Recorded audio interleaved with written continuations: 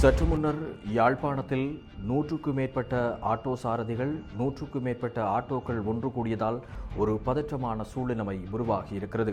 அமைதி வழியாக ஆரம்பிக்கப்பட்ட இந்த ஆர்ப்பாட்டம் இறுதியாக பிக்மி நிறுவனத்தினுடைய முற்றுகையோடு முடிவடைந்திருக்கிறது. பிக்மி சாரதிகள் இன்று நள்ளிரவுக்குள் தங்களுக்கு விசேடமான ஒரு தீர்வு கிடைக்க வேண்டும் என்பதாக இந்த ஆர்ப்பாட்டம் இடம்பெற்றிருப்பதோடு இந்த தீர்வு கிடைக்கப்பெறாத விடத்து அடுத்து இடம்பெறப் போவது என்ன? இந்த விடயங்கள் தொடர்பாக பேசுவதாகத்தான் இன்றைய தினம் இந்த காணொலி அமையவிருக்கின்றது. எங்களுடைய சேனலுக்கு வருகின்றவர்கள் இன்னும் சப்ஸ்கிரைப் செய்யாமல் காணொலிகளை பார்த்துக் கொண்டிருக்கிறீர்கள் சொல்லி சொன்னால் மறக்காமல் சப்ஸ்கிரைப் பண்ணிக்கொள்ளுங்கள். வணக்கம் உறவுகளே, இன்றைய தினம் 22ஆம் தேதி 3ஆம் மாதம் 2026 பானுஜன் ரிப்போர்ட் சேனல் மூலமாக மற்றொரு காணொலி மூலமாக சந்திப்பதில் மகிழ்ச்சி. அதன்படி இன்றைய தினம் யாழ்ப்பாணத்தில் வெறுமனே ஒரு 20 நிமிடத்துக்குள் ஒரு ஸ்தம்பித்த நிலைமை உருவாகி இருப்பதை பார்க்கக்கூடியதாக இருந்தது. யாழ்ப்பாண மாவட்டத்திலே யாழ்ப்பாண நகர பகுதியில்தான் இந்த ஆர்ப்பாட்டம் இடம்பெற்றிருந்தது. அமைதி வழியாக இந்த ஆர்ப்பாட்டம் இடம்பெற்றிருந்தாலும் பல நியாயமான கோரிக்கைகள், நியாயமான கருத்துக்களை தழுவியதாக பிக்மி சாரதிகளால் இந்த ஆர்ப்பாட்டம் முன்னெடுக்கப்பட்டிருந்தது. அதன்படி இன்றைய தினம் 11 மணியளவில் ஆரம்பிக்கப்பட்ட இந்த ஆர்ப்பாட்டம் தற்போது 1:30 மணியளவில் நிறைவு செய்யப்பட்டிருக்கிறது. இந்த ஆர்ப்பாட்டத்தின் போதாக கிட்டத்தட்ட 100க்கும் மேற்பட்ட பிக்மி சாரதிகள் தங்களுடைய வாகனங்களை வீதியின் ஓரமாக தரித்தவாறாக ஆர்ப்பாட்டத்தில் ஈடுபட்டிருந்தார்கள். இதன் போதாக அவர்கள் தங்களுடைய பிக்மி ஆப்ஸ்களை ஆஃப்லைனில் செய்துவிட்டு இந்த ஆர்ப்பாட்டத்தை முன்னெடுத்திருந்தார்கள். இதற்குரிய காரணம் நான் உங்களுக்கு சொல்ல தேவையில்லை, உங்களுக்கே தெரிந்து கொள்ளக்கூடியதாக இருக்கும். நாட்டில் அதேபோல உலகளவில் ஏற்பட்டிருக்கக்கூடிய இந்த எரிபொருள் தட்டுப்பாடு, எரிபொருள் பிரச்சனைகளை தழுவியதாக நேற்று நள்ளிரவு முதல் எரிபொருட்களினுடைய விலை அதிகரிக்கப்பட்டிருந்தது. அதன்படி பெட்ரோலினுடைய விலை கிட்டத்தட்ட 398 ரூபாவாகவும் அதிகரிக்கப்பட்டிருந்தது. ஆரம்பத்தில் 317 ரூபாவாக காணப்பட்டது. இதன்படி உங்களுக்கு தெரியும், பிக்மி சாரதிகளுக்கான அவர்கள் 1 கிலோமீட்டருக்காக பெற்றுக்கொள்ளக்கூடிய ஆக குறைந்த வருமானமாக 65 ரூபாவாகத்தான் காணப்படுகின்றது என்பதாக அதில் அநேகமான பிக்மி சாரதிகள் தெரிவித்திருந்தார்கள். இந்த நிலைமையில் தற்போது கிட்டத்தட்ட 80 ரூபாவுக்கு மேலாக இந்த எரிபொருட்களினுடைய விலை அதிகரிக்கப்பட்டிருந்த நிலைமையிலும் இந்த பிக்மி கட்டணங்கள் தொடர்பில் எந்த விதமான மாற்றங்களும் கொண்டுவரப்படவில்லை, தங்களுக்கான சாதகமான இந்த விடயங்களும் உருவாக்கப்படவில்லை என்பதாகத்தான் இந்த ஆர்ப்பாட்டம் இன்றைய தினம் முன்னெடுக்கப்பட்டிருந்தது. இந்த ஆர்ப்பாட்டத்தின் போதாக பிக்மி சாரதிகள் பலர் தங்களுடைய ஆதங்கமான கருத்துக்களையும் வெளியிட்டிருந்தார்கள். அவற்றையும் நீங்கள் இதில் பார்க்கக்கூடியதாக இருக்கும். கடுமையான ஒரு உழைப்பு, பெட்ரோலை செலவழித்து உடம்பின் இதை பாராமல் இரவு பகலாக ஓடியும் அவங்களுக்கு அவ்வளவு மிச்சம் பாறையில் இருந்தும் குடும்பத்துக்காக உழைச்சி கொண்டு வந்தவ. இப்போ என்னண்டு வந்து சொன்னால் திடீரென்று வந்து பெட்ரோல் விலை வந்து 35% உயர்ந்திருக்கு. இந்த 35% உயர்ந்தபடியால் நாங்கள் இனியும் இந்த ரேட்டுக்கு ஓடையில்லாத ஒரு கட்டத்துக்கு வந்து தான் இவ்வளோ பேரும் இந்த இடத்த வந்து கூடி எங்களோட ஆப் எல்லாத்தையும் ஆஃப்லைன் போட்டு நிற்கிறோம். என்ன சொன்னா பிக்மி எங்களுக்கு வந்து பெட்ரோல் கூட்டின எங்களோட 35% கட்டணம் என்ற மாதிரி எங்களுக்கும் அதே மாதிரி எங்களோட பிக்மி ரேட்டை வந்து யாழ்ப்பாணத்துக்குள்ள வந்து கூட்டித்தர மாதிரி தான் நாங்கள் கேட்குறோம். இந்த இதை என்ன சொன்னால் எங்களுக்கு வந்து எங்களோட அடிப்படைக்கான எங்களுக்கான தொழிலுக்குரியதை வந்து எங்களுக்கான இப்போ சாதாரணமாக ஒரு கூலி வேலையை போகிறோன்னு ஒரு நாளைக்கு வந்து 3500 ரூபா சம்பளம் வந்து வீட்டை கொண்டு போகிறோம். நாங்கள் ஆட்டோ ஓடுறோம், எங்களுக்கு 1500 ரூபா கூடி எங்களுக்கு வீட்டை கொண்டு போயிடலாம் மேலே தான் நாங்கள் இருக்கிறோம். எங்களுக்கும் குடும்பம் இருக்குது. அப்போ நாங்கள் அதை பார்க்கணும், எங்களுக்குரிய நாங்கள் ஆட்டோ தான் எங்களுக்கு தொழில் என்று சொல்லி ஆட்டோவை தான் நாங்கள் ஓடுறோம். நாங்கள் எங்களுக்கு பிக்மியை நம்பி தான் வந்து நாங்கள் ஆட்டோ வந்து ஓடிக்கொண்டிருக்கோம். பெட்ரோல் கட்டணம் பெட்ரோல் வந்து அதிகரிச்சிருக்க வழியா, ரேட் அதிகரிச்ச வழியா எங்களுக்கு பிக்மிக்குரிய கட்டணத்தை வந்து தாழ்மையோட கேட்டுக்கொள்கிறோம். எங்களுக்கு அதிகரிச்சு நாங்கள் கதைக்கிறோம். கடந்த 3 வருஷமாக நாங்கள் பிக்மி சாரதியாக பணிபுரிந்து வந்திருக்கோம். இப்போ எரிபொருள் தட்டுப்பாடு காரணமாக நாங்கள் இதுவரையும் எங்களுக்கு எந்த ஒரு நிதியும் வந்து உயர்த்தி தராத காரணமாக நாங்கள் இது இப்போ ஸ்டக் பண்ணி வச்சிருக்கோம். இதனைத் தொடர்ந்து இவர்களினுடைய கருத்தின் பின்னராக யாழ்ப்பாணம் மணிக்கூட்டு கோபுரத்தில் இருந்து இந்த ஆர்ப்பாட்டம் ஆரம்பித்து பின்னர் கொழும்புத்துறை பகுதியில் இருக்கக்கூடிய பிக்மி காரியாலயத்தை நோக்கி இந்த ஆர்ப்பாட்டம் நகர்ந்திருந்தது.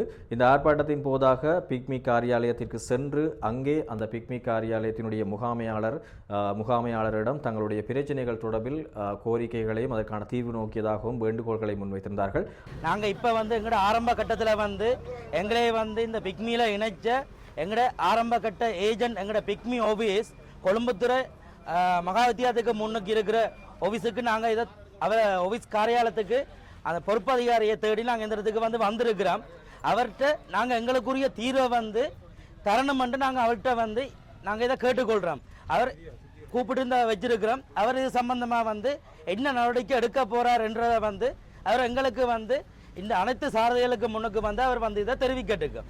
அதன்போது அவர் தெரிவித்திருக்கக்கூடிய விடயம் என்னன்னு சொல்லி சொன்னால், யாழ்ப்பாணத்தின் ஏஜென்ட் என்ற அடிப்படையில் வந்து இவர்களோட கோரிக்கைகள் வந்து பல தடவைக்கு மேலே என்னிடம் விடுக்கப்பட்டிருந்தது. நானும் அதை வந்து பல மடக்கு மேலே நான் அதை வந்து ஹெட் ஆஃபீஸுக்கும் அறிவிச்சிருக்கிறேன். யாழ்ப்பாணம் பண்ணைக்கிட்ட இருக்கக்கூடிய காரியாலயம் அமைக்கப்பட்டதுக்கு பிறகு எந்த விதமான அதிகாரங்கள் எங்கள்கிட்ட இருக்கிற அதிகாரங்கள் அவ்வளவு பிடுங்கப்பட்டு பண்ணையில் இருக்கிற பிரான்ச்சில் இருக்கக்கூடியவைகள் வந்து இந்த நாங்கள் காசை கூட்டுங்கோன்னு சொல்லியிருந்தாலும் டிரைவர்ஸோட கோரிக்கைகள் இப்படி இருந்தேன்னு சொன்னாலும் அவைகள் வந்து அதை கணக்கெடுக்கிறதா இல்லை.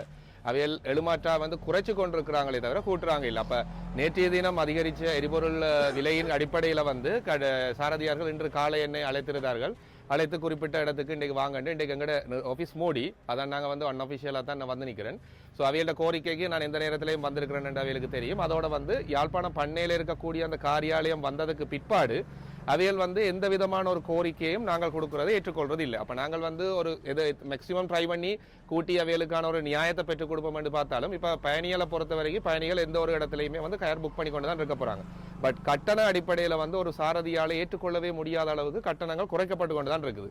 சரி, ஓகே, இப்படியான ஒரு சூழ்நிலையில் சரி ஒரு கட்டணத்தை கூட்டுங்கன்னு சொன்னால் நாங்கள் கூட்டுறோம் என்று 2-3 ரூபா கூட்டி போட்டு அதில் ஒரு விஷயமான நடந்து கொண்டு இது சம்பந்தமாக நான் இன்றைக்கும் திருப்பியும் அறிவிக்கிறேன். ஸோ இந்த ஊடகங்களுக்கு முன்னுக்கும் நாங்கள் கொடுக்குற விஷயம் என்னென்னு சொன்னால் வந்து நாங்கள் இன்றைக்கும் தெரிவிக்கலாம்.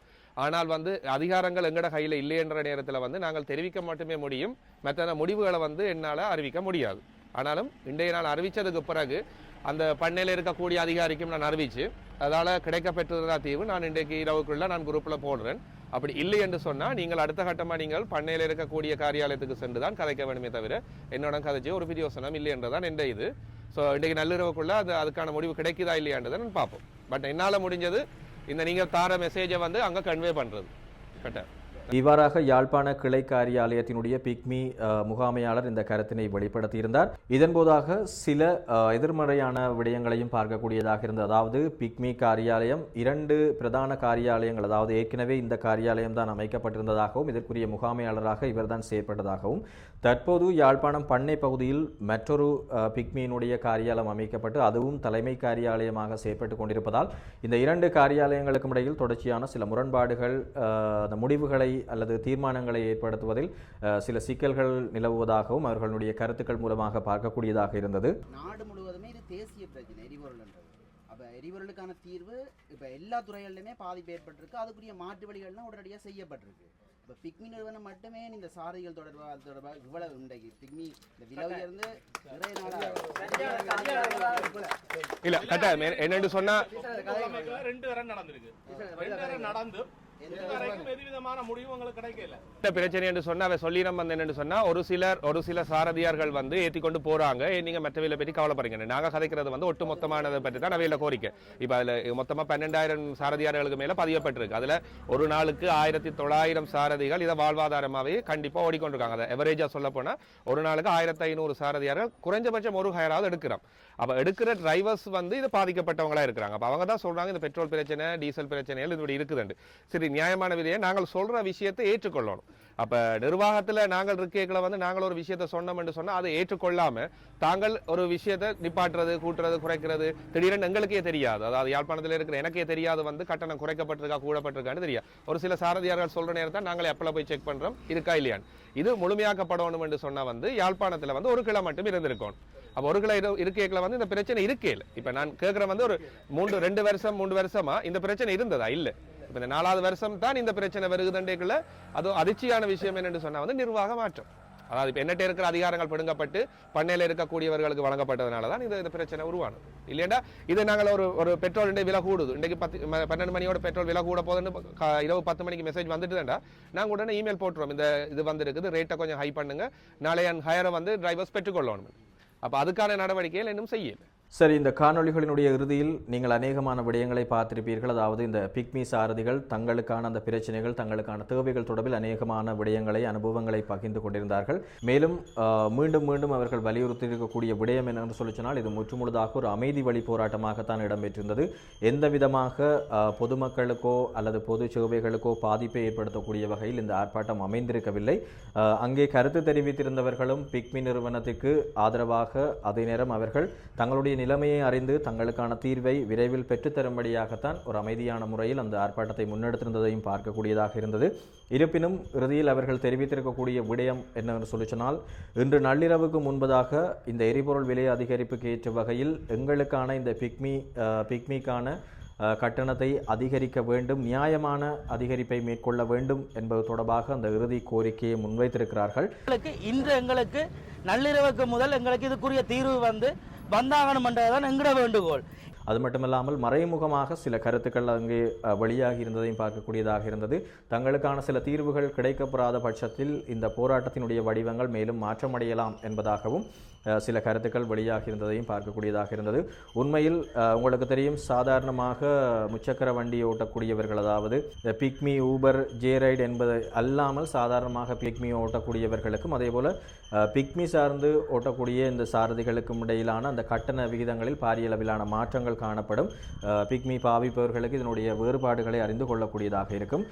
இருந்தாலும் இந்த பிக்மி நிறுவனம் மீதாக அவர்கள் சாட்டுகின்ற குற்றச்சாட்டு பிரதானமாக என்னன்னு சொல்லி சொன்னால், பிக்மி நிறுவனத்தினர் தங்களுடைய டார்கெட்டுகளை அடைய வேண்டும் என்பதற்காகவும் தொடர்ச்சியான பிக்மி பாவனையாளர்கள் அதிகரிக்க வேண்டும், அதாவது இங்கே விலையேற்றம் அதிகரிக்கப்படாத விடத்து இங்கே பிக்மி பாவனையாளர்களுடைய எண்ணிக்கை அதிகமாக இருக்கும்.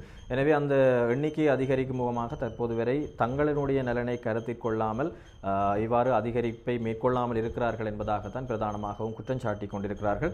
எனவே பொறுத்திருந்து பார்ப்போம், இவர்களுக்கான தீர்வு கிடைக்குமா அல்லது கிடைக்கப்பெறாத பட்சத்தில் அடுத்தடுத்து என்னென்ன விடயங்கள் நடக்கப் போகின்றன என்பது தொடர்பில் பொறுத்திருந்துதான் பார்க்க வேண்டும். மேலும் இந்த காணொலியை பார்த்து கொண்டிருக்கக்கூடிய நீங்கள் இவர்கள் தொடர்பிலான பிரச்சனை ஏனையவர்களுக்கும் சென்றடைய வேண்டும், அவர்களுக்கான தீர்வு மிக விரைவில் கிடைக்க வேண்டும் என விரும்புகின்றீர்கள் என்று சொன்னால் மறக்காம இந்த காணொலியை உங்களுடைய நண்பர்களுக்கும் சமூக ஊடகங்களுக்கும் பகிர்ந்து கொள்ளுங்கள். மற்றும் ஒரு காணொலி மூலமாக சந்திப்போம். நன்றி, வணக்கம் உறவுகளே. 5 மணிக்கு 8 மணிக்கு 5 மணிக்கு வீட்டை போனா சரி என்று சொல்லித்தான் அலுவலகத்தில் வேலை செய்கிறாங்க வரையினோம்.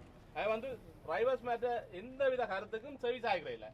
போய் கேட்டால் ஓம் செய்கிறோம், கதைக்கிறோம், இவ்வளவுதான். மீட்டிங்கு போனா அவங்க கேட்கிற கேள்வியோ பதிலுக்கோ ஒன்றுமே கதைக்கிற இல்லை. டிரைவர் சம்பந்தமா எந்த விதமான சாதகமான ஒரு கோரிக்கைகளையும் கெட் ஆபீஸுக்கு விடுக்கிற இல்லை. அதே நேரத்தில் இவன் டாக்கெட் முடிக்கிறதுக்காக என்ன செய்யணும்னு சொன்னா, இங்க அவன் கயரை கூட்டுறதுக்காக என்ன செய்யணும்னா, என்ன வழியில செய்யலாம்னு ஹெட் ஆஃபீஸில் கேட்டால் இவன் செய்யணும் என்னென்னா ரேட்டை குறைச்சா கயிறு